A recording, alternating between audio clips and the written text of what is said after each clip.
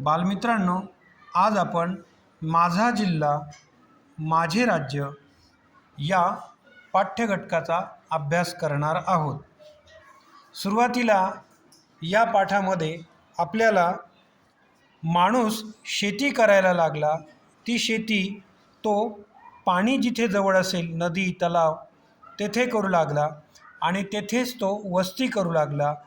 अशा वस्ती वाढत गेल्यावर गाव तयार झालं।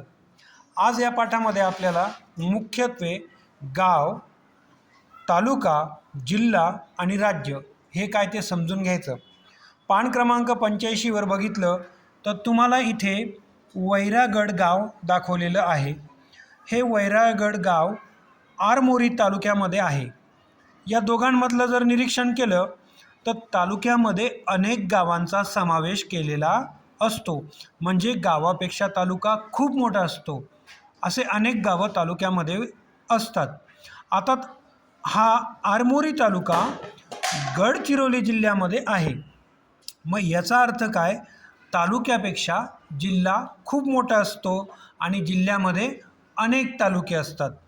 गावापेक्षा तालुका मोठा, तालुक्यापेक्षा जिल्हा मोठा आणि जिल्ह्यापेक्षा मोठं असतं राज्य, कारण राज्यामध्ये अनेक जिल्हे असतात। परत एकदा सांगतो, पक्क लक्षात घ्या। तालुक्यामध्ये अनेक गावं असतात, जिल्ह्यामध्ये अनेक तालुका असतात आणि राज्यामध्ये अनेक जिल्हे असतात। गाव, तालुका, जिल्हा आणि राज्य असा क्रम हा असतो। आता तुम्हाला महाराष्ट्र राज्याचा नकाशा दिलेला आहे। आपले महाराष्ट्र राज्य नकाशामध्ये प्रत्येक नकाशात दिशा सूची दिलेली असते। नकाशाची वरची दिशा नेहमी उत्तर असते, खालची दक्षिण आणि आपल्या पुस्तकाच्या दिशेने बघितलं तर उजव्या हाताला पूर्व आणि डाव्या हाताला पश्चिम। तसेच नकाशाच्या बाजूला सूची दिलेली असते। त्या सूचींमधून आपल्याला नकाशाचे वाचन करता येते, जसे राज्याच्या सीमा, जिल्ह्याच्या सीमा, राज्याची राजधानी आणि उपराजधानी। आपल्याला बघा, हा गोल काळा ठिपका आणि त्याच्या भोवती एक गोल असं नकाशात इथे दिसलं, म्हणजे ही आपल्या राज्याची राजधानी आहे मुंबई। उपराजधानीला नुसताच गोल ठिपका आहे म्हणून उपराजधानी ही नागपूर। अशा पद्धतीने बघा, जो डॉट डॉट आहे काळा गडद रेषेचा, ती आहे राज्याची सीमा आणि कमी गडद डॉट डॉट जे आहेत त्या जिल्ह्याच्या सीमा। कुठलाही नकाशा समजण्यासाठी आधी नकाशाची सूची जी आहे ती समजली पाहिजे। यानंतर पुढच्या पानावर, पान नंबर 86 वर आपल्याला महाराष्ट्राचा प्राकृतिक नकाशा बघायला मिळतो। नकाशाची दिशा, नकाशाचं प्रमाण आणि सूची। याच्यामध्ये नदी, घाट किंवा खिंड, शिखर, जिल्ह्याचं मुख्यालय आणि धरण। बघा, आता हा नकाशा बघू। हा आहे महाराष्ट्राचा प्राकृतिक नकाशा। नकाशाच्या पश्चिम बाजूला अरबी समुद्र आहे आणि नीट बघितलं तर समुद्राचा जो भाग जमिनीमध्ये गेलेला असतो त्याला खाडी असं म्हणतात। इथे वेगवेगळ्या खाडींचे नाव आहेत आणि हा जो भाग आहे सह्याद्री पर्वत आणि अरबी समुद्र, याच्यामध्ये जो महाराष्ट्राचा भाग आहे त्याला म्हणतात कोकण। काय म्हणतात? कोकण। आणि सह्याद्रीच्या बाजूला महाराष्ट्राचे पठार आहे। कसले पठार आहे? आता महाराष्ट्राच्या उत्तर भागेला सातपुड्याच्या पर्वतरांगा आहेत, सातपुड्याच्या पर्वतरांगा। आणि याच पर्वतरांगांमध्ये आपण नीट बघितलं तर ही तापी नदी, जी एकमेव नदी अशी आहे की पूर्वेकडनं पश्चिमेकडे जाते। बघा, ह्या बाणांचे टोक तुम्हाला दिसेल आणि याच्यात सगळ्यात उंच शिखर जे आहे सातपुड्याच्या याच्यातलं अस्तंभा।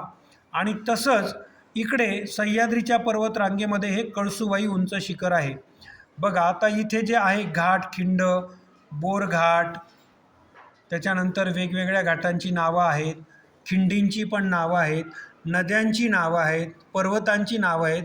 हा प्राकृतिक नकाशाचं निरीक्षण केल्यावर आपल्याला माहिती कळते। आपण घरातल्या भाऊ बहिणीसोबत शोधा म्हणजे सापडेल हा खेळसुद्धा खेळू शकतात। याच्यामध्ये एखादी असं न सापडणारं नाव शोधायचं आणि आपल्या भावाला, बहिणीला किंवा आईवडिलांनाही शोधायला लावायचं। हा खेळ खेळल्यामुळे तुम्हाला महाराष्ट्रातल्या विविध नद्यांची, खिंडींची, घाटांची पर्वतांची, शिखरांची, धरणांची नावे माहीत होतील. यानंतर पुढचं पान नंबर जे आहे 87, याच्यावर आपल्याला या नकाशावर आधारित जे प्रश्न विचारलेले आहेत याच्या आधारे आपण महाराष्ट्राची नकाशाची माहिती पक्की करू शकतो. आता काही गोष्टी आपल्याला माहीत पाहिजे. सगळ्यात महत्त्वाचं, आपल्या महाराष्ट्र राज्याची राजधानी जी आहे ती मुंबई आणि उपराजधानी आहे नागपूर. पक्क लक्षात ठेवा. राजधानी कोणती? मुंबई. उपराजधानी नागपूर. कोणत्या राज्याची?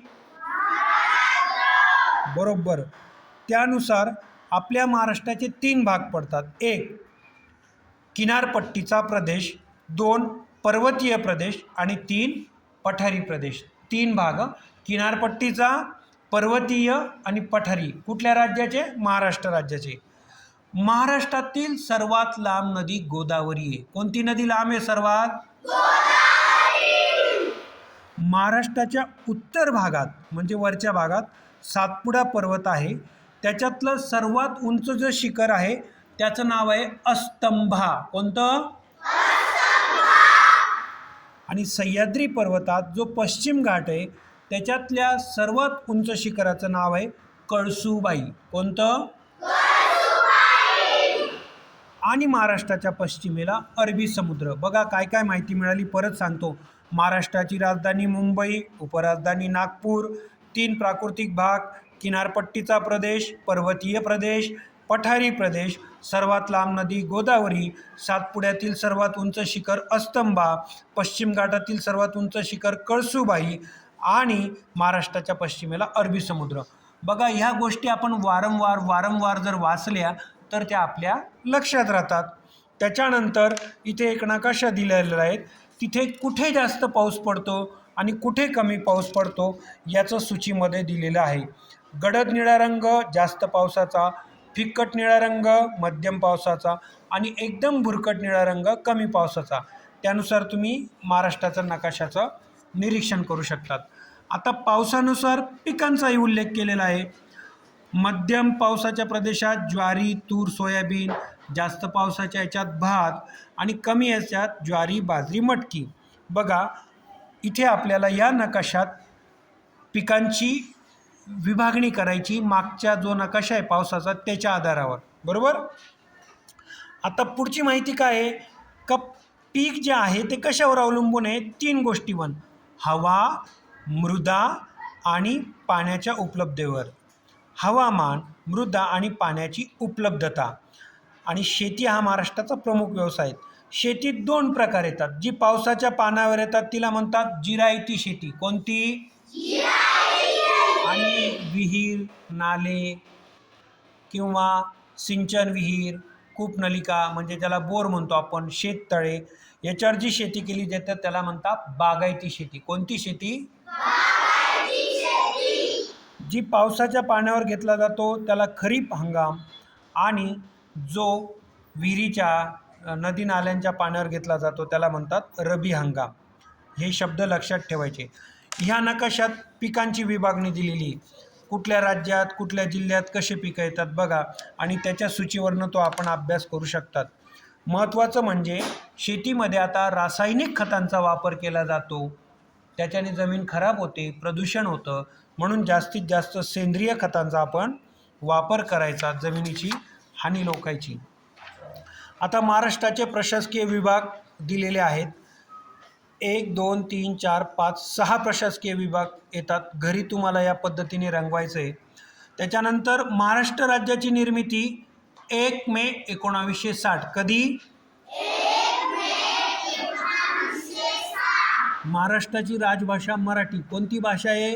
मराठी. तसेच महाराष्ट्रात कोकणामध्ये कोकणी आणि मालवणी बोलली जाते. विदर्भामध्ये वऱ्हाडी बोलली जाते. खानदेशात ऐराणी म्हणजे खानदेशी बोलली जाते. सण पण तसे साजरे केले जातात. दिवाळी, दसरा, ख्रिसमस, ईद हे सार्वजनिक सण आहेत. नंतर कोकणात नारळी पौर्णिमा, होळी, गणेशोत्सव हे 3 मोठ्या प्रमाणात होतात. दसरा, दिवाळी, बैलपोळा हे पण सण होतात. 15 ऑगस्ट आणि 26 जानेवारी यांना राष्ट्रीय सण असे म्हणतात. अशा पद्धतीने आपल्याला या पाठातील सगळे मुद्दे आपण लक्षात घेतलेले आणि त्याचा तुम्ही वारंवार सराव करा, अभ्यास करा.